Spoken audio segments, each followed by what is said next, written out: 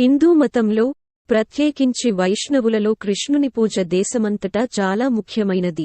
మథురలో బాలకృష్ణునిగా, పూరీలో జగన్నాథునిగా, మహారాష్ట్రలో విఠోబాగా, రాజస్థాన్లో శ్రీనాథ్గా, తిరుమలలో వెంకటేశ్వరునిగా, ఉడిపిలో కృష్ణునిగా, గురువాయూరులో గురువాయూరప్పగా కృష్ణుని పూజిస్తారు. ఇంతే కాకుండా కృష్ణుని ఆలయాలు విష్ణువు ఆలయాలే అనవచ్చును. ఇందుకు అనుగుణంగా దేశంలో వివిధ ప్రాంతాలలోనూ వర్గాలలోనూ అనేక సంప్రదాయాలు నెలకొన్నాయి. వీటిలో ప్రధానమైన భావం, శ్రీమహావిష్ణువు తన సృష్టిలోని జీవులకు బాధలు హెచ్చినప్పుడు, లోకంలో పాపం హద్దు మీరినప్పుడు దుష్టులను శిక్షించి శిష్టులను రక్షించడం కోసం జీవుల రూపంలో అవతరించి దుష్ట శిక్షణ, శిష్ట రక్షణ చేస్తూ ఉంటాడు. ఈ విధంగా అవతరించడాన్ని లీలావతారం అంటారు. ఇలాంటి లీలావతారాలు భాగవతం ప్రకారం భగవంతునికి 22 ఉన్నాయి. శ్రీమహావిష్ణువు లీలావతారాలలో 25వ అవతారం శ్రీకృష్ణావతారం. ఈ లీలావతారాలు 22లోనూ ముఖ్యమైనవి 10 ఉన్నాయి. ఈ 10ని దశావతారాలు అంటారు. దశావతారాలలో శ్రీకృష్ణావతారం కొన్ని చోట్ల చెప్పబడుతుంది, కొన్ని చోట్ల చెప్పారు. రామో రామశ్చ రామశ్చ. యుగాలలో రెండవదైన త్రేతాయుగంలో శ్రీరాముని లోక కళ్యాణ కారకునిగా రావణాది రాక్షస శిక్షకుడుగా కీర్తించబడుతున్నాడు. నారాయణుడు ఆ తర్వాతదైన ద్వాపర యుగంలో శ్రీకృష్ణుడిగా అవతరించాడు. శ్రీకృష్ణుడు నారాయణుడి అవతారాల్లో పరిపూర్ణావతారంగా కొలవబడుతున్నాడు. గీతోపదేశం ద్వారా అర్జునుడికి సత్యదర్శనం చేసి కురుక్షేత్ర మహాసంగ్రామాన్ని ముందుకు నడిపించాడు. ఆ విధంగా భగవద్గీతను లోకానికి ఉపదేశించి శ్రీకృష్ణుడు జగద్గురువు అయ్యాడు.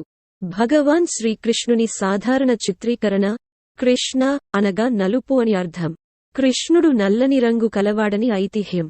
ఇంకా ఈ పేరుకు అనేక వివరణలున్నాయి. మహాభారతం ఉద్యోగపర్వం ప్రకారం కృష్ అనగా దున్నుట. నాగలి మొన నల్లగా ఉంటుంది గనుక ఈ పేరు వచ్చింది. భూమిని దున్ని సస్యశ్యామలం చేసేవాడు కృష్ణుడు. వ్యవసాయానికి ప్రాముఖ్యతను తెలిపే పేరు. వల్లభ సాంప్రదాయం బ్రహ్మసంబంధ మంత్రం ప్రకారం పాపాలను నాశనం చేసే మంత్రం కృష్ణ. చైతన్య చరితామృతంలో చెప్పిన అర్థం ప్రకారం మహాభారత వాక్యం 5.71.4 ఆకర్షించేవాడు కృష్ణుడు. భాగవతం ఆత్మారామ శ్లోకంలో కూడా ఈ భావం చెప్పబడింది.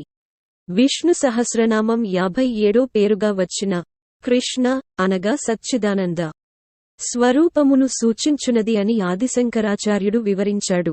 ఇంకా కృష్ణునికి గోవిందుడు, గోపాలుడు, వాసుదేవుడు వంటి అనేక నామాలున్నాయి. జగన్నాథుడు, విఠోబా వంటి పేర్లు కొన్ని ప్రాంతాలలో లేదా సంప్రదాయాలలో ప్రాచుర్యం కలిగి ఉన్నాయి. విష్ణు సహస్రనామ స్తోత్రంలో కృష్ణ అనే నామం 2 సార్లు వస్తుంది. 1 అగ్రాహ్యః శాశ్వతః కృష్ణో లోహితాక్షః ప్రతర్దనః. 2 వేదాః స్వాంగో జితః కృష్ణో దృఢః సంకర్షణోచ్యుతః. ఈ 2 సందర్భాలలోనూ వివిధ వ్యాఖ్యానకర్తలు వివిధ భావాలను తెలిపారు. సృష్ట్యాది లీలా విలాసాల ద్వారా సచ్చిదానంద క్రీడలో వినోదించువాడు, నల్లని వర్ణం కలవాడు, నీలమేఘ శ్యాముడు, తన అనంత కళ్యాణ గుణములతో భక్తులను ఆకర్షించువాడు, నాగలివలే భూమిని దున్ని జీవ సమృద్ధి కలిగించువాడు, కృష్ణద్వైపాయనుడైన వేదవ్యాసుడు. వ్యాసునిగా వేదములను విభజించి భక్తులకు మనోవ్యవసాయం కలిగించి జ్ఞానం పండించువాడు, కానరాని, తెలియరాని, అందజాలనివాడు, సంపూర్ణ భక్తికి మాత్రమే లభ్యమయ్యేవాడు. అనేక దేవాలయాల విగ్రహాలలోనూ, ఇతర శిల్పాలలోనూ, చిత్రాలలోనూ, ప్రార్థనలలోనూ, కావ్యాలలోనూ, సాహిత్యంలోనూ, పురాణాలలోనూ, సినిమాలలోనూ కృష్ణుని రూప స్వభావాల చిత్రణ ఉంది. ఉదాహరణగా కృష్ణాష్టకం అనే ప్రార్థనలో కృష్ణుని వర్ణించిన విధానం, దేవకీవసుదేవుల నందనుడు, కంశ్చానూర మర్దనుడు, నల్లని మేనికాంతి, అతసీ పుష్ప సంకాసం కలవాడు, నెమలి పింఛము, వివిధ ఆభరణములు, మందారమాల, పీతాంబరాలు, తులసి మాలలు ధరించినవాడు, మెలిదిరిగిన ముంగురులు కలవాడు, రుక్మిణీ సత్యభామాది భామలతో విహరించువాడు, గోపికల కుచముల కుంకుమ అంటిన వక్షస్థలం, శ్రీవత్స చిహ్నం కలవాడు.